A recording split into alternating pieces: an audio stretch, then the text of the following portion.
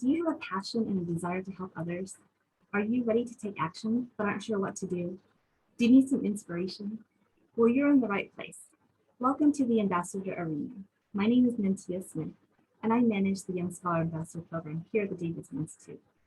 Through the Ambassador Program, we foster civic engagement and leadership in our young scholars. The ambassadors featured in the arena have successfully completed their ambassador training. Over the past 18 months, these social entrepreneurs have developed, initiated, and managed a significant social impact project while receiving training and support on a variety of project management topics. They've met the three main requirements of the training, which are called the 3 A's: acquired, action, and accountability. They've acquired knowledge through the monthly week-long seminars with experts. They've taken action by setting goals and using the knowledge and skills they gained along the way to consistently work towards those goals. And they stay accountable by checking in monthly with their advisor, who also provides guidance and support. In the arena, we highlight young scholar ambassadors who are using their passions, skills, and strengths to make a positive difference in the world. They are incredible role models, and we hope you'll be inspired to take your next steps as you learn about their journeys. In the arena today, we have Class of 2021 Ambassador Naythan. His project is STEM2Leaf Robotics, which aims to teach underserved youth in San Diego County about robotics by offering free robotics education. Hi, Naythan. Hi, Naythan. Thank you for taking the time to share your project with us. We're so honored to have you here. Of course. I'll hand this presentation over to you now. Alrighty, thank you. I will share my screen. Okay. Hi, my name is Naythan Chan, and my project is STEM2Leaf Robotics. And I'm really excited to share what we've done over the past couple of years, what we're planning to do, and kind of little insights that I've learned along the way. Okay, so like Naythan said, our mission is to provide free robotics education to students on a consistent basis, empowering youth to explore and grow through STEM. We believe that engineering and programming are fundamental principles that will give tremendous opportunities to students in the future. However, there's a problem with underprivileged students might not have access to STEM, or they don't really know that robotics exists, because a lot of the students we teach come from families that may not even speak English. So our goal is to provide free robotics education and on a consistent basis, because if they're doing it one time every 2 months, they're not really going to learn the programming and engineering principles. So we host workshops bi-monthly at workshops in the San Diego County.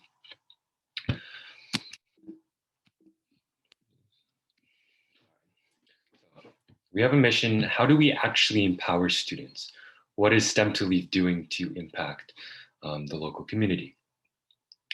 First is we provide a full curriculum, including lessons plans, programming templates, and building instructions.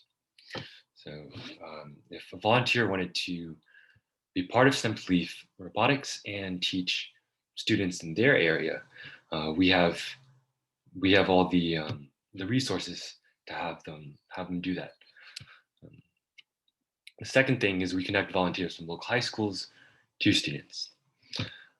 Myself and my team, it's not really possible to service all of the workshops. There's 7 in San Diego, the county, as well as other places that we would like to expand to.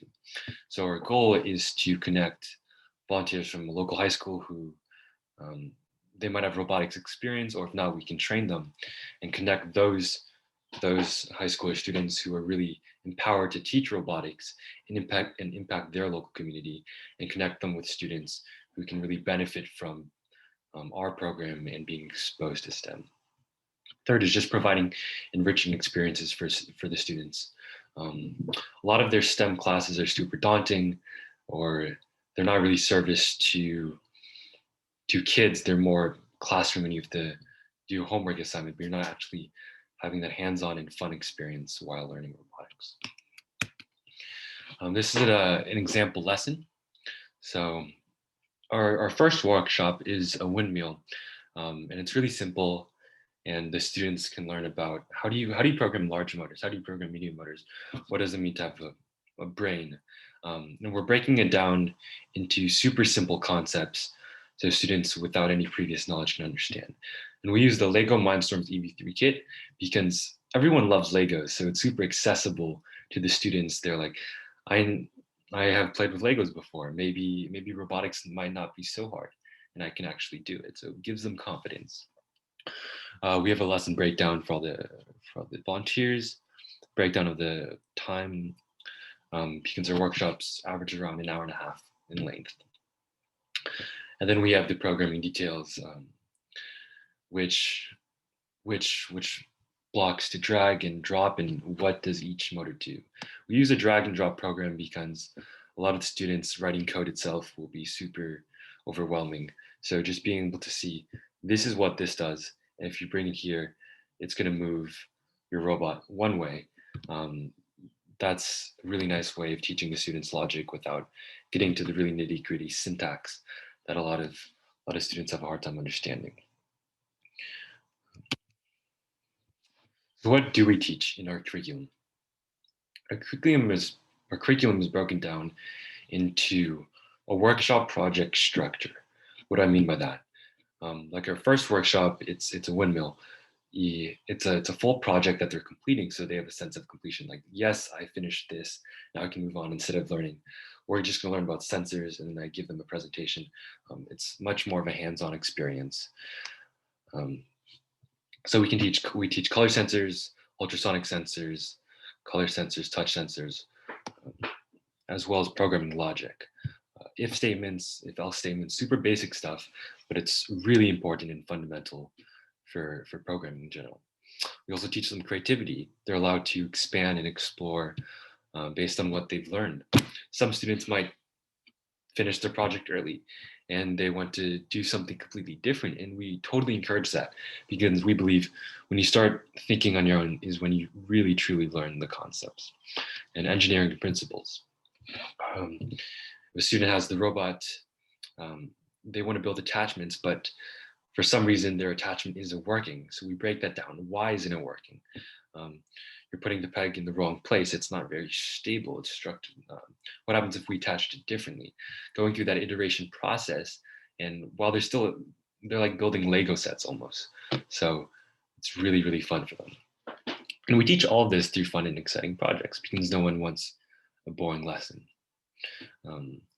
Through our past couple of years teaching workshops, we've learned that when you're teaching middle schoolers or even third graders to high schoolers, a lot of the times you really need to captivate their interest. Otherwise, they'll want to do something else. So we've been always iterating our curriculum and making sure it's always exciting and the students have a fun time. The second thing we built into our curriculum is flexibility. Not all students will have the same knowledge, experience, or everyone's learning at their same pace. So if students finish early, we have alternative projects which can expand and build on their knowledge of the specific lesson. So if it's a color sensor, they can do more stuff with the color sensor if they're more advanced. If they're not as advanced, we can kind of guide them step by step into, I guess, less advanced projects while still completing the main goal of teaching them that specific sensor or engineering principle for that workshop. So yeah, that's what we've been doing and how we've been impacting students in the past and currently. So what's happening next school year? First goal is to host workshops twice a month at all branches of the Boys and Girls Club from late August to May. During my experience as ambassador project, obviously the pandemic occurred, and we are forced to pivot our goal. Hosting workshops twice a month at all branches was my original goal, but because of the pandemic, I had to kind of bring it back and rewrite the curriculum to service the students over Zoom. And working online with robotics is very challenging because some students, the hands-on part and the engineering tinkering with the robot is what gets them truly excited about robotics. And the programming side, although it's important, it's not as exciting to them. So we built in escape rooms, different sort of programming activities. They were watching robots from a movie like Big Hero 6, kind of working around the usual boring programming. The second goal for next school year is hosting an inter Boys and Girls Club competition and celebration with students from all branches using their creativity to self-challenge. Our final goal for the students is actually to be able to solve real-world challenges and to use everything we've taught them and execute them, to implement them, and build their own robots, complete their own challenges. So our final competition celebration, for a couple workshops up into the competition and celebration, at the end of the school year, students are allowed to build their own robot and complete the missions we give them. We will give them an overarching theme and specific missions that have different point systems or different points allocated to the mission. One might be more challenging than others, and that would give them more points if they complete it. Less challenging missions will have less points associated with them, but the students will be able to pick which challenges they want to complete based on their own knowledge and experiences. Each branch will have their own team, and each student has their own something that they're better at, their strengths and weaknesses. So having the team where they can talk it out and build their robot to solve the mission is ultimately STEM2Leaf's final goal. We can teach all we want, we can bring the workshops to them, but ultimately, if they're able to absorb all of our knowledge and teaching information and execute them, is really, really what our final goal is about. Thank you for listening to my presentation. My website is STEM2LeafRobotics.org, and if you wish to be involved in some manner, contact me, have any questions, or want to volunteer, you can email me at naythan.chan@gmail.com. Great, perfect. Thank you so much, Naythan. That was incredible. It's so exciting to hear the impact that you're making in the world, especially with the pandemic and pivoting and pushing forward and still working towards your goals. So now that you've completed the ambassador program, thinking back about your experience over the past 18 months, what's given you the most confidence? There's many different things that give me confidence. For example, one of the things that give me confidence is the students themselves.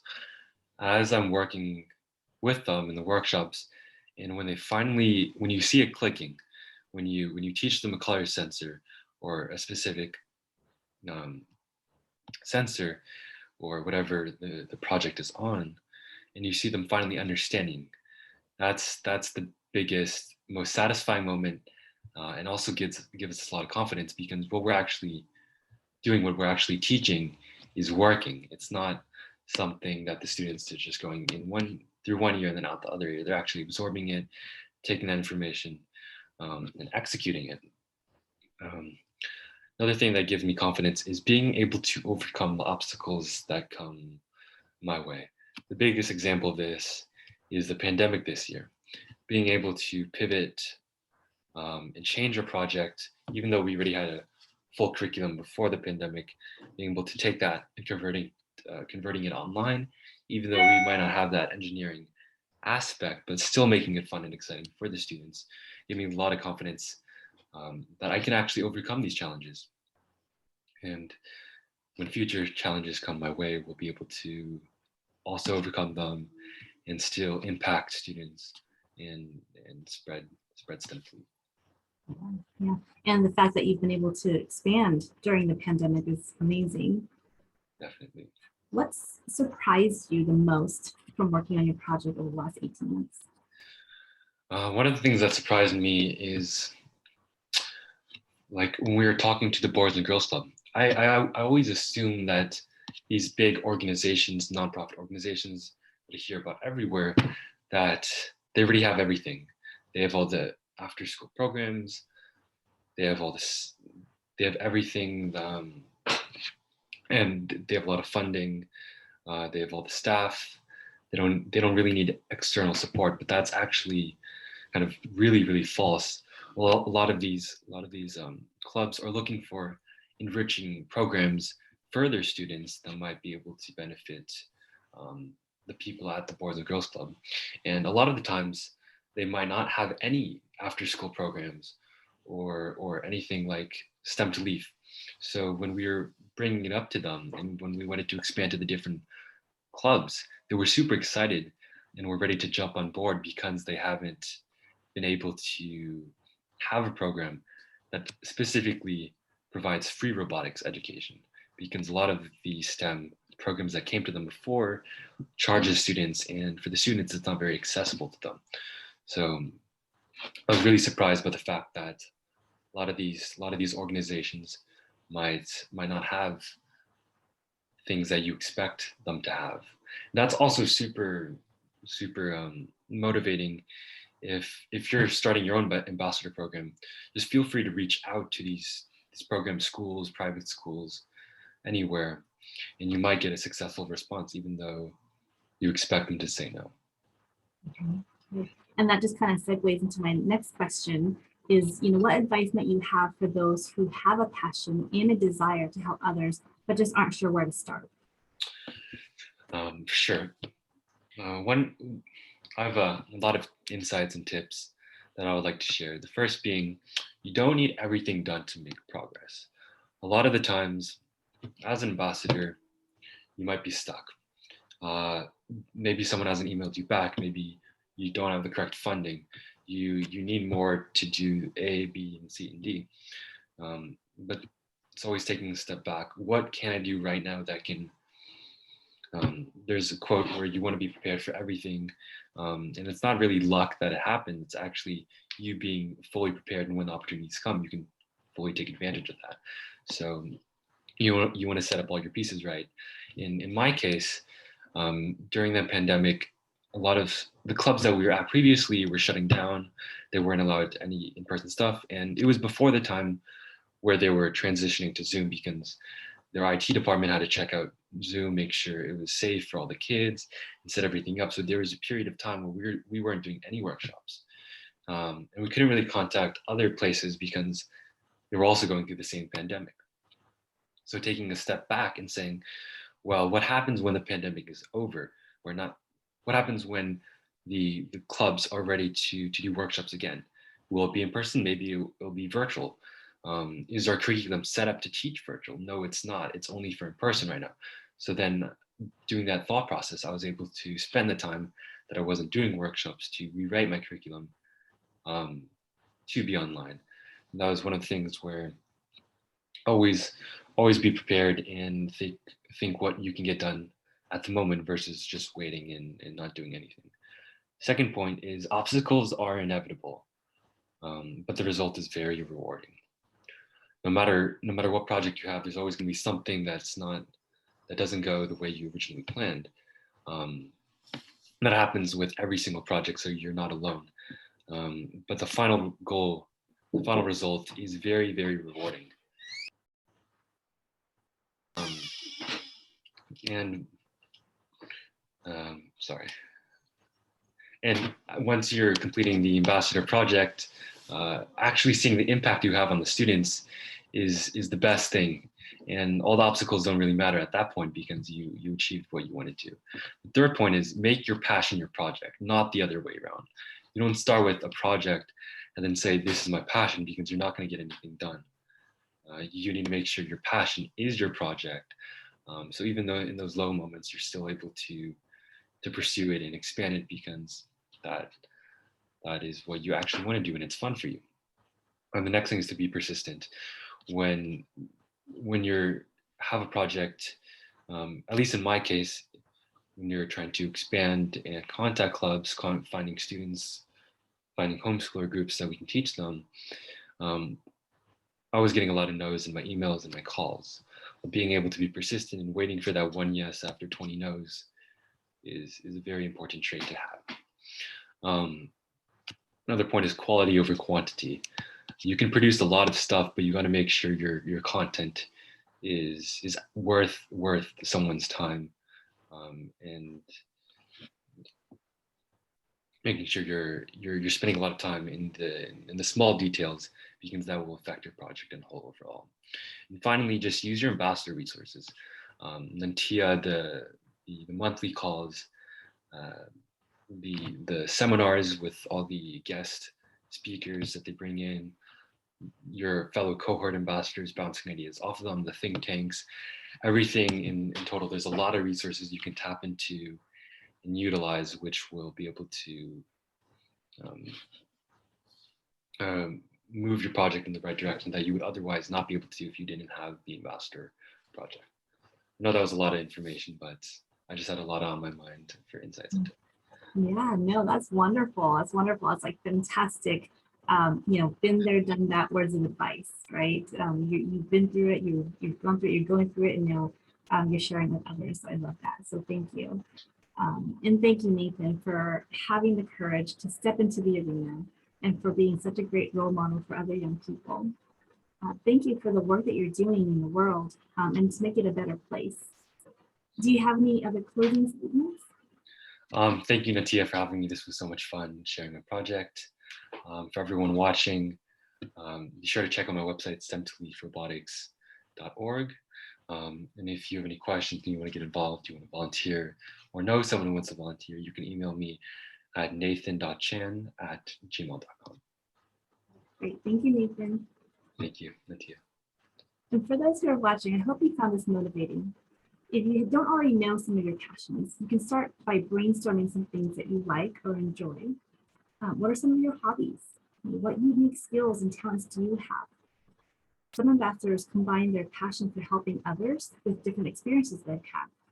What experiences have you had that can inspire you? No one can tell you what your passion is, only you can find it for yourself. And if you're ready to take the next step and are interested in learning how the ambassador program can help you, visit our members' website at davidsongifted.org. There you'll find more details about the training, the benefits of the program, and how to get started. Thank you for joining us in the Ambassador Arena today. And until next time, what is your next step?